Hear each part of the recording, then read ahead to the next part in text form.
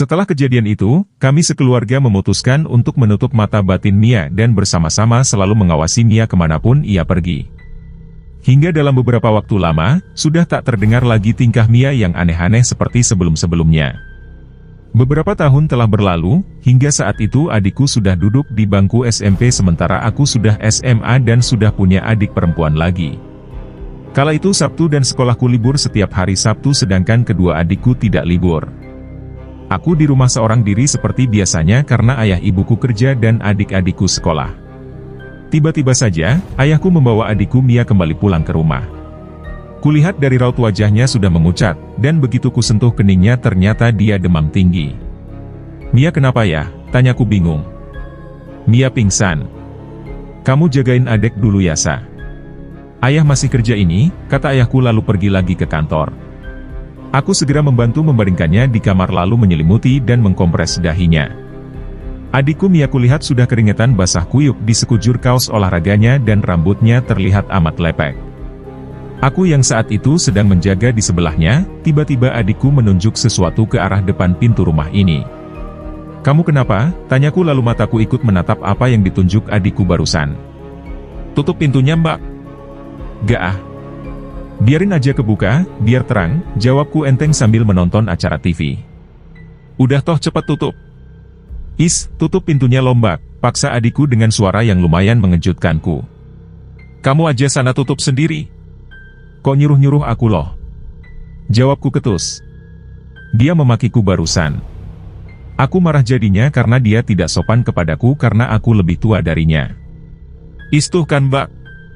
"Dia masuk," teriak adikku ketakutan lalu menutup wajahnya dengan selimut yang membalut badannya. Aku yang mendengar hal itu langsung kaget bukan main dan lompat ke sebelah adikku. Adikku yang berada paling dekat dengan pintu langsung terbangun dan mendekat ke arahku. Dia menangis sambil menjerit-jerit. Rasa takut, cemas, bingung entah harus gimana, tercampur menjadi satu di kepalaku. Kami berdua hanya bisa menangis ketakutan. Hingga tiba-tiba saja, listrik di rumahku mati. Kami berdua refleks membuka mata karena merasa lampu rumah ini mendadak padam dan suasana menjadi gelap mencekam. Kulihat adikku perlahan-lahan melirik ke arah depan pintu. "Itu Mbak." "Dia masih di situ," pekik adikku panik sekaligus histeris. "Mbak, apa sih?" "Jangan nakut-nakutin aku bisa nggak?" jawabku tak kalah nyaring. "Itu dia kesini," ucap adikku panik karena dilihatnya makhluk itu berjalan mendekat ke arah kami berdua. "Pergi kamu! Pergi!" bentak adikku sambil melempari semua barang-barang yang ada di dekatnya. Sementara aku hanya terdiam ngeri melihat adikku. "Bicara sama siapa dia?" kataku dalam hati. Beberapa menit kemudian, yang ditunggu-tunggu akhirnya datang. Ia adalah ibuku yang memaksakan pulang saat jam kerja karena tahu bahwa anaknya pingsan di sekolah. "Ngapain kalian berdua gelap-gelapan di rumah?" tanya ibuku. "Hidupin lampunya kan bisa, malah gelap-gelapan." "Ibu," sahut aku dan Mia bersamaan lalu berlarian memeluk ibuku yang baru saja tiba di depan pintu. "Lampunya mati." "Aku takut," kataku sambil melirik ke arah adikku. Kulihat ia masih memejamkan matanya erat-erat. "Ya udah tunggu sini. Ibu ambilin lampu emergency dulu," ucap ibuku. Kami berdua menuruti ibuku dan hanya bisa berdiam diri di ruang TV sambil saling merangkul dan bertatap-tatapan. Tiba-tiba saja. "Wah! Ibu!" pekik adikku cumikan telingaku. Ibuku segera menemui adikku yang lagi-lagi menjerit di rumah itu. "Kenapa kamu?" "Itu dia yang tadi ngikutin aku di sekolah," tunjuk adikku dan membuat aku maupun ibuku seketika dibuat bingung dan takut.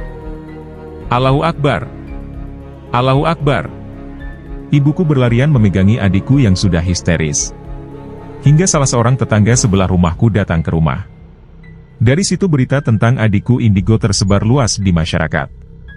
Malam hari tepat setelah adzan Isya, beberapa teman adikku pada berdatangan ke rumah untuk menjenguk adikku. "Mia cepat sembuh ya," ucap mereka menyemangati adikku yang sedang terbaring lemas di atas kasur. "Iya makasih ya," jawab adikku. "Ada yang tahu tadi Mia kenapa bisa pingsan?" tanya ibuku pada mereka berempat. "Aku lihat bulek," jawab seseorang yang paling gemuk di sana. "Tadi itu habis jam olahraga, Mia tiba-tiba lari keluar kelas.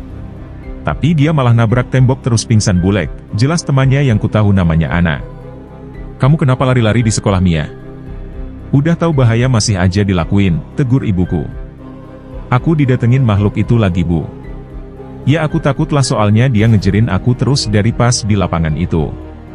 Terus tiba-tiba dia udah ada di depanku, begitu aku balik mau masuk ke kelas lagi, aku gak tahu kalau di situ ada tembok jadi nabrak tadi." Jelas adikku. "Kayak apa bentuk makhluk itu?" Kami semua menanyakan seperti apa bentuk makhluk yang membuat adikku sampai jatuh tak sadarkan diri. Apa semua ini ada kaitannya dengan sosok makhluk yang sempat mengganggu sewaktu menginap di rumah nenek kala itu ataukah justru sosok teman Mia beberapa tahun yang lalu? "Kayak apa bentuk makhluk itu?" tanyaku penasaran. Lalu semua orang yang ada di rumah ini langsung menatap adikku yang masih terbaring di kasur. Ia menggeleng tak mau menjawab. Kulihat ia seperti sedang membayangkan kembali kejadian sewaktu di sekolah tadi dengan takut-takut. Aku jadi teringat akan ucapan adikku waktu itu bahwa ia tidak bisa sembarangan mengucap sosok makhluk apapun yang dia lihat karena mereka bisa mendengar ucapan adikku dan kembali mengganggunya. Setelah lama tidak masuk sekolah, adikku akhirnya memutuskan untuk pergi ke sekolah. Namun tepat pada hari Senin itu, adikku lagi-lagi tak sadarkan diri. Sontak satu sekolahan dibuat geger karena adikku. Namanya mendadak terkenal karena saat itu ia jatuh pingsan di dalam kamar mandi dengan luka memar di kepalanya. Sewaktu aku pulang sekolah tepat jam 6 sore mendekati waktu maghrib, ayahku mengatakan kepadaku bahwa adikku pingsan lagi. Dan saat ku buka pintu rumahku, benar saja, kulihat keadaan adikku makin parah. Adikku lagi-lagi harus terbaring lemas di atas kasur lantai yang sengaja ditempatkan di ruang TV agar adikku bisa istirahat sambil menonton TV agar ia tidak mengingat-ingat lagi kejadian yang telah menimpa dirinya hari ini. Malam harinya, aku, adikku Yaya dan kedua orang tuaku saling bergantian menjaga adikku. Karena adikku sangat rentan jika ia ditinggal sendirian dan khawatir jika ia melihat yang aneh-aneh lagi. Saat itu, waktunya aku yang menjaga adikku karena ayahku masih harus lembur kerja lagi, ibuku masih memasak dan adikku yang bungsu masih mengerjakan PR-nya. Kulihat adikku masih saja sibuk memainkan ponselnya sambil tiduran. Sudah kularang berulang kali karena hal itu dapat merusak matanya, Mia tetap tidak mau mendengarkan nasihatku. Keseharian Mia selalu bermain HP dan tidak pernah absen bermain game. Tidak pernah sekalipun aku melihat dia membuka bukunya. Ia membuka bukunya hanya untuk menyalin PR temannya, atau mempersiapkan contekan kalau besok ada ulangan. Aku tahu persis gimana kelakuan adikku yang nakal. Walaupun tubuhnya kecil, tapi ia sangat kuat melawanku. Ia bergabung dengan salah satu pencaksilat yang selalu dilakukan pada malam Selasa dan Jumat. Aku mendekati adikku dan mengintip sekilas layarnya, namun adikku langsung memiringkan ponselnya dan menyuruhku untuk tidak melihat isi ponselnya itu. Sebenarnya aku tidak penasaran dengan isinya itu tapi aku penasaran kenapa bisa ia sampai pingsan lagi. "Mia, ngapa kamu kok pingsan lagi?" tanyaku kepo.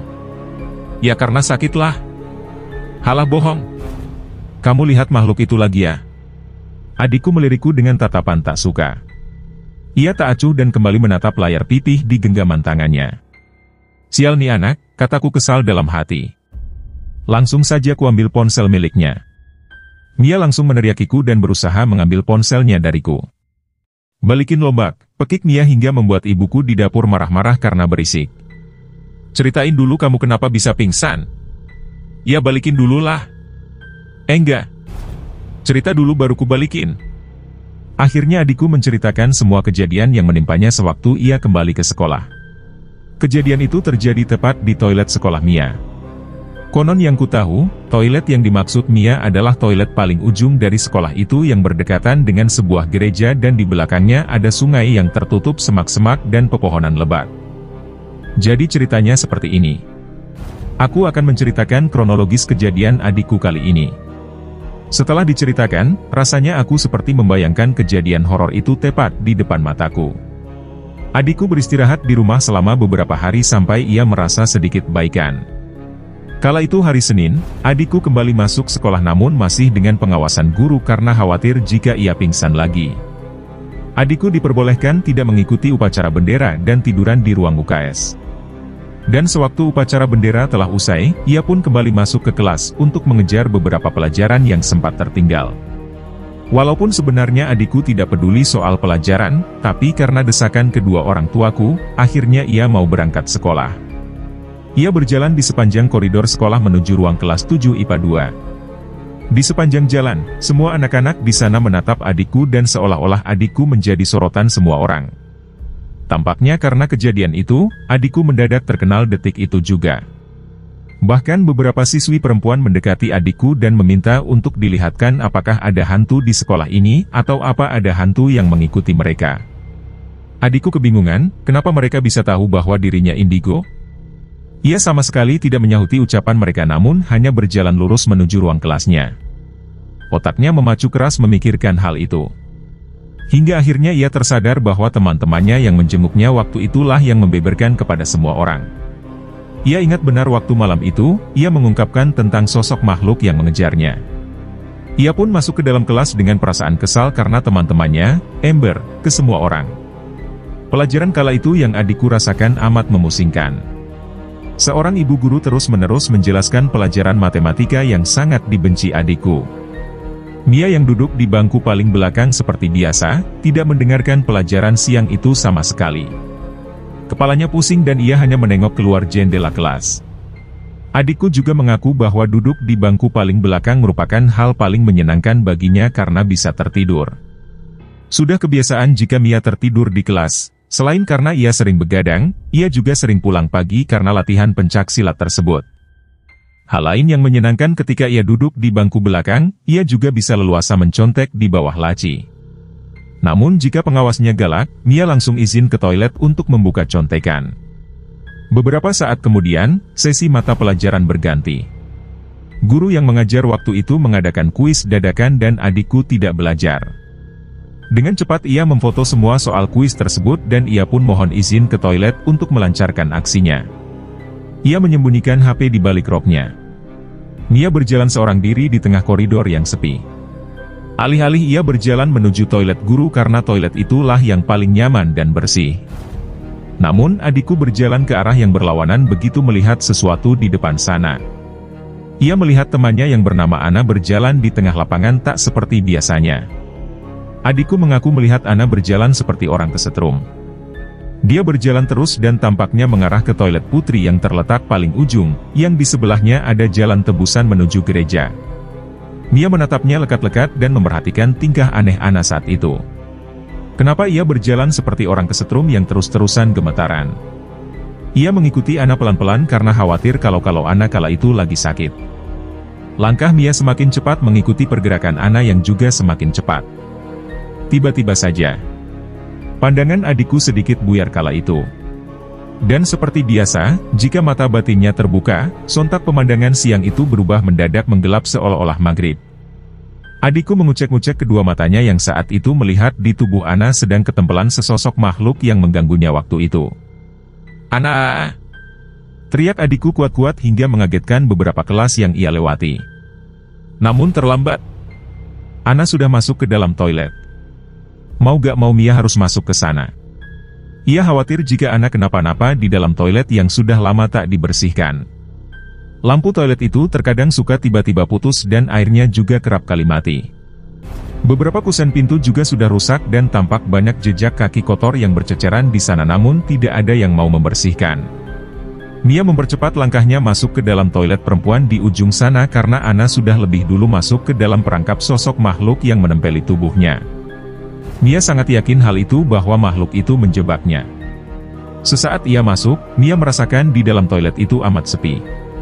Sepi sekali seperti sudah lama tidak berpenghuni. Wastafel sudah berkarat dan dibiarkan terbengkalai. Sarang laba-laba sudah memenuhi di setiap ujung-ujung dinding toilet itu. Mia semakin takut begitu melangkahkan kakinya masuk ke dalam toilet. Hawanya bikin ngeri dan rasanya ingin cepat-cepat keluar dari sana. Namun karena Ana ada di dalam, Mia mengubur niatnya dalam-dalam untuk pergi dari situ. "Ana? Ana kamu di mana?" tanya adikku sambil berjalan sejinjit-jinjit karena takut. Di dalam toilet itu ada lorong buat masuk ke dalam bilik-bilik kamar mandi yang beberapa pintunya sudah pada rusak. "Ana ini aku Mia." "Kamu di dalam?" tanya adikku sekali lagi. Namun tak ada jawaban. Langkah Mia terhenti di tempat. Berat rasanya kalau ia melangkah lebih dalam lagi. Mana di dalam lorong itu gelap. Tiba-tiba saja, suara keran air berbunyi dan tampaknya berasal dari salah satu kamar mandi di sana. Adikku bisa menghela napas lega karena ia sangat yakin bahwa sahabatnya itu ada di dalam. Adikku melangkahkan kakinya lagi hingga ia tiba di depan wastafel. Jujur ia mengaku sangat takut menatap cermin kamar mandi yang sudah berkarat karena lumut itu. Makanya adikku hanya menengok ke arah suara keran itu berasal tanpa sama sekali melirik cermin di dekat wastafel tersebut. "Ana." Hening. Tak ada jawaban. Adikku memberanikan diri lagi untuk menapakkan kedua kakinya menyusuri lorong yang di kanan kirinya ada beberapa bilik kamar mandi. Begitu gelap dan kotor. "Ana," panggil Mia berulang kali sambil tangannya satu persatu membuka pintu-pintu kamar mandi. Matanya pelan-pelan melirik ke dalam kamar mandi. Namun tak kunjung ditemukan. Hingga ia tiba di depan pintu kamar mandi nomor 3, suara keran air itu tidak lagi terdengar. Mia yang saat itu hanya seorang diri merasa benar-benar takut. Saat ia buka pintu kamar mandi tersebut, tiba-tiba saja, "Miau!" Seekor kucing hitam keluar dari kamar itu lalu menyerang Mia yang ada di depan pintu. Mia refleks mundur hingga dirinya membentur pintu kamar mandi yang berada di belakangnya. Saat ia mau melangkah lagi ke dalam kamar mandi yang paling ujung, Mia merasakan lampu kamar mandi yang ada di ujung itu sekilas berkedap-kedip. "Ana," panggil Mia penuh ketakutan. Tiba-tiba saja, pintu kamar mandi itu terbuka. Mia segera berlarian menuju kamar mandi tersebut dan ingin segera menemui sahabatnya karena dia benar-benar sudah sangat ketakutan. "Ana, kamu di sana kan?" tanya Mia sambil berlarian menuju ke sana. Begitu ia tiba di depan pintu kamar mandi itu, Mia panik kebingungan. Ana tidak ada di sana. Lantas siapa yang menyalakan keran air tadi? Pikiran Mia semakin tak tenang. Ia berancang-ancang akan membalikan badannya lalu kabur dari sana. Namun begitu ia baru membalikan badan, sosok Ana yang tadi ia kira ada di dalam kamar mandi ternyata berdiri di depan wastafel itu. "Ana, kamu kemana aja?" "Aku panggilin dari tadi," ujar Mia dengan napas yang sudah tidak beraturan. Tiba-tiba, Ana membalikan badannya dan menendang kaki Mia hingga ia jatuh tersungkur. "Ana, kamu kok nendang aku sih?" kata Mia menahan amarah sambil mendangakkan kepalanya melihat Ana yang berdiri di depannya. Mia pelan-pelan bangkit dari situ, dan saat tangannya menyentuh Ana yang masih berada di situ, Mia merasakan tubuh Ana kembali bergetar beberapa kali seperti orang kesetrum yang ia lihat tadi. "Ana, kamu sakit?" tanya Mia karena seperti merasakan sengatan dari tubuhnya begitu memegang tangan Ana. Begitu Ana menoleh, Mia benar-benar melihat ada sosok makhluk menyeramkan di dalam tubuh Ana. Seperti yang Mia katakan, wajah Ana berganti-ganti menjadi wajah makhluk itu setelah ia menggetar-getar. Mia refleks melangkah mundur karena sudah benar-benar takut. "Kamu siapa?" "Jangan ganggu temanku," bentak Mia lantang sekali sampai kedua tangannya mengepal erat seakan-akan mau mengeluarkan jurus bela dirinya kalau sampai ia benar-benar akan mencelakakannya. "Aku temanmu," jawab Ana samar-samar. Suaranya berbeda sekali seperti biasanya. Ana biasanya bersuara cempreng dan banyak bicara, namun entah kenapa Mia tidak melihat itu semua dari diri Ana sekarang. "Enggak. Kamu bukan Ana." "Aku memang bukan Ana." "Maksud kamu?" tanya Mia bingung dengan ucapan Ana barusan. Karena yang Mia lihat memang gadis perempuan di depannya itu benar-benar mirip Ana. Dari wajahnya, tingginya maupun rambutnya, semuanya sama persis dengan sahabatnya itu. Semakin berlama-lama di situ, Mia semakin ketakutan. Mana lututnya nyeri karena habis ditendang olehnya, jadi Mia agak susah berjalan. Sosok Ana masih ada di depan Mia dan menatapnya dengan tatapan yang seakan-akan punya maksud lain. Namun ketika wajah Ana berganti menjadi wajah makhluk itu, tatapannya berubah amat sangat menyeramkan dan seperti mau membunuh Mia. Mia berupaya keras keluar dari kamar mandi itu sambil tangannya mencoba bertahan dengan memegangi tembok di sana sementara tangannya yang lain sibuk memegangi lututnya yang cedera. Namun begitu ia hampir sampai di depan pintu keluar, sosok itu tadi kini berpindah secepat kilat dan berada di hadapan Mia. Mia yang amat sangat ketakutan, ia melangkah mundur lagi dengan jalannya yang sudah tertatih-tatih. Makhluk itu seperti tidak membolehkannya keluar dari kamar mandi ini. Sesaat Mia juga merasakan bahwa sosok di depannya mendadak berubah menyerupai temannya yang dulu. Yang ia lihat, sosok teman sewaktu kecil itu tersenyum padanya. Namun ketika makhluk itu berubah lagi menjadi sosok makhluk penuh darah dengan wajah hancur dan baunya seperti mayat mati kemarin, Mia kembali ketakutan. Dan ketika makhluk itu berjalan mendekat ke arahnya, Mia pun membalikkan badannya lalu badannya menabrak tembok dengan keras. Mia sempat berteriak sebelum akhirnya ia jatuh pingsan. Karena teriakannya itulah, anak-anak dari kelas lain yang berada tak jauh dari lokasi toilet itu bisa mendengarnya. Hingga pada akhirnya, Mia selamat dan tertolong. Dirinya segera digotong ke ruang UKS oleh beberapa guru dan sontak nama Mia menjadi terkenal lagi oleh semua orang di sekolah tersebut. Semenjak malam itu, Mia menceritakan kejadian yang ia alami di kamar mandi. Dari situ aku tahu bahwa mata batinnya masih saja suka terbuka sendiri. Mau balik minta tolong ke Pak Yamin, namun beliau sudah pergi. Kami semua bingung jadinya dan tidak tahu harus bagaimana. Namun ibuku menyarankan agar adikku perdalam lagi ibadahnya agar ia bisa mendapat perlindungan dari Allah dan dijauhkan dari segala hal-hal gaib yang mengganggunya. Kala itu Sabtu, seperti biasa aku libur dan adikku Mia juga izin tidak sekolah karena masih trauma. Di rumah itu hanya ada aku dan Mia. Aku sibuk nonton drakor di kamarku karena telah lelah semalaman mengerjakan tugas, makanya pagi ini aku refreshing. Sementara adikku lagi sibuk memainkan ponselnya di kamarnya. "Mbak, sini dulu cepet," panggil adikku dari kamarnya. "Ngapa sih? Ganggu aja lo kamu nih," balasku kesal. "Lagi enak-enak nonton malah diganggu. Cepet toh. Males lah. Kamu yang kesini kalau butuh. Ya udah kalau gak mau. Di kamarmu ada." Ucapan adikku berhasil membuatku gelagapan setengah mati. Kulepas headset yang terpasang di telingaku, lalu aku berlarian menuju kamar adikku dan langsung lompat ke atas kasur karena takut. "Ngapa sih? Bisa gak kamu gak usah nakut-nakutin aku? Sini dulu makanya," ujar adikku menyuruhku mendekat. Saat aku mendekatkan telingaku di bibirnya, adikku membisikkan sesuatu yang berhasil membuatku ngeri terhadap rumahku sendiri. "Mbak, kamu denger gak?" bisik adikku sepelan mungkin. Dahiku mengernyit bingung karena aku tak mendengar apapun di dalam rumah ini.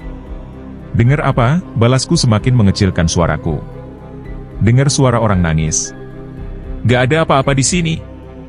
"Gak usah nakut-nakutin orang lah," balasku sewot. Aku mengomel sendiri karena dia membuatku takut.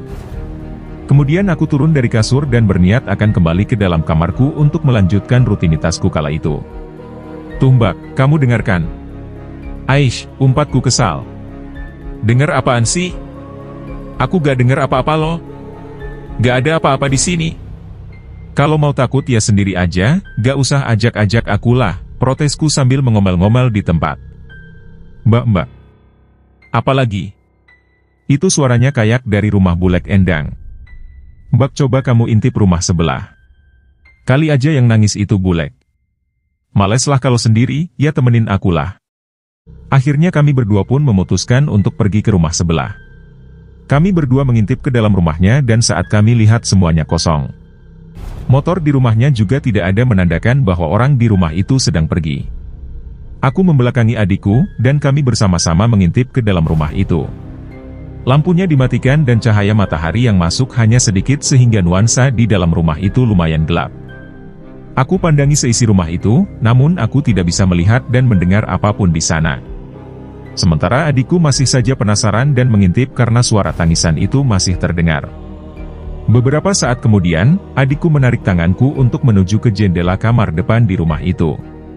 "Ayo Mbak, lihat ke samping," ucap adikku. Kami berdua naik ke atas kursi panjang yang ada di depan rumah itu lalu mengintip jendela kamar itu dengan hati-hati. Tetap saja aku tidak bisa melihat apapun. Sementara adikku lalu mengajakku ke belakang rumahnya karena dia seperti mendengar sesuatu dari sana. Suaranya dari arah belakang. Begitu kami berdua mengintip ke dalam rumah, adikku langsung berlarian meninggalkanku. Aku kesal bukan main. Dia malah kabur duluan. Aku langsung menyusul kepergian adikku. Yang saat itu dia sudah sampai di kamarnya. "Mia, kamu ngapain ninggalin aku? Tapi Mia hanya terdiam seperti dia tengah mengingat-ingat apa yang dia lihat tadi. Dia segera menutup wajahnya dengan selimut dan memiringkan badannya membelakangi aku yang sedang berdiri menatapnya. "Mia, panggilku sekali lagi." Aku pun naik ke atas kasurnya dan mendekati adikku. "Kamu kenapa Gak apa-apa. Katamu ada suara orang nangis? Kamu yang ngejakin ke sana tapi kenapa kamu yang kabur?" Aku tadi ngeliat ada orang di rumah itu. Aku terdiam sambil berpikir. Perasaan tadi aku tidak melihat siapapun tuh. Tapi kenapa Mia bilang kayak gitu? Gak ada siapa-siapa tadi di sana. Bulek Endang aja kerja. Di lemarinya itu Mbak, jawab adikku ketakutan. Hingga membuat aku berusaha menenangkan dirinya yang sepertinya melihat hal-hal gaib lagi hari ini. Istighfar kamu. Gak ada siapa-siapa, kamu salah lihat mungkin. Gak Mbak. Aku lihat ada perempuan di lemari itu, dia lagi duduk sambil nangis. Jelas Mia dengan posisi masih tertutup selimut. Seketika itu, jujur aku merasa merinding mendengarnya. Jadi suara orang nangis yang ia dengar adalah berasal dari arah rumah tetanggaku. Karena cerita adikku, aku jadi ngeri kalau lewat-lewat dekat rumah tetanggaku itu. Keesokan malamnya, aku dan kedua adikku diajak oleh kedua orang tuaku untuk mengunjungi rumah saudara yang saat itu sedang mengadakan acara tahlilan. Jarak rumahnya lumayan jauh, kurang lebih sekitar 13 km dan kami berangkat sore harinya menjelang waktu maghrib. Namun kejadian aneh mulai lagi terjadi, mulai dari saat perjalanan hingga tiba di rumah saudara. Aku mulai merasa, jika di situ ada Mia, pasti selalu saja ada hal-hal gaib yang terus-menerus mengganggu kami semua. Aku tidak yakin apakah dugaanku benar, namun yang aku rasakan bahwa keberadaan Mia selalu saja tak jauh-jauh dari keberadaan makhluk-makhluk itu. Kami berangkat menuju ke lokasi rumah saudaraku. Untuk sampai di sana kami harus menempuh perjalanan kurang lebih 1 jam karena medan terjang yang ditempuh lumayan berat. Daerah kami adalah daerah perkebunan gula, jadi sepanjang-panjang jalan merupakan jalanan tanah yang apabila hujan menjadi sangat becek dan rawan sekali kendaraan yang dikendarai bisa jatuh dan terguling. Awal perjalanan kami biasa-biasa saja. Namun begitu sampai di kilometer kesekian, hujan lebat mulai mengguyur kawasan yang kami lewati. Awan gelap mulai menggulung di langit. Dan sesekali terdengar suara gemuruh yang menggelegar hingga membuat kami ketakutan. Akhirnya ayahku pun yang saat itu sedang mengendarai mobil akhirnya menurunkan kecepatannya.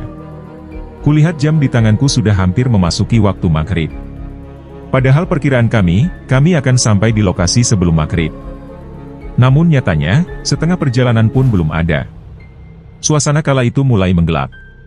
Sepanjang-panjang jalan yang kulihat hanyalah batang-batang tebu yang terhampar luas di kanan kiri jalan dan sesekali juga kami tak jarang melewati hutan-hutan lebat yang dipenuhi dengan pohon-pohon besar dan tinggi serta semak belukar. Aku yang saat itu duduk seorang diri di bangku belakang merasa takut.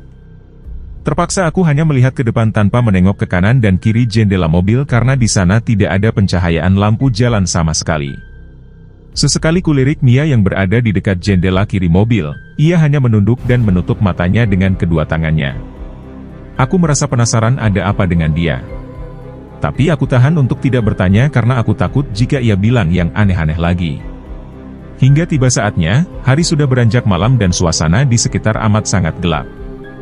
Hanya ada lampu sorot dari mobil yang menerangi jalanan di depan. Hujan turun semakin deras dan membuat mobil ini beberapa kali hampir tergelincir dan oleng. Kami semua tak henti-henti membaca doa agar selamat sampai tujuan. Namun setelah lama menyusuri jalanan areal, mobil kami berhenti. Kedua orang tuaku menatap jalanan dengan bingung. Sepertinya kami telah tersesat.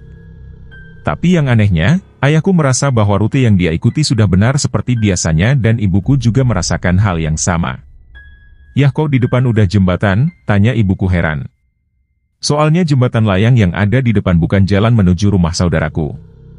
Tapi itu adalah rute yang berlawanan dan kami sudah tersesat lumayan jauh.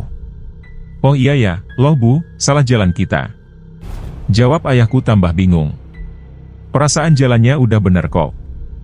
"Ya udah puter balik aja." Tak lama dari itu, kulihat adikku yang terduduk di bangku tengah, semakin meringkuk ketakutan. Dia menutup matanya rapat-rapat dan menggeser tubuhnya ke sebelah adikku.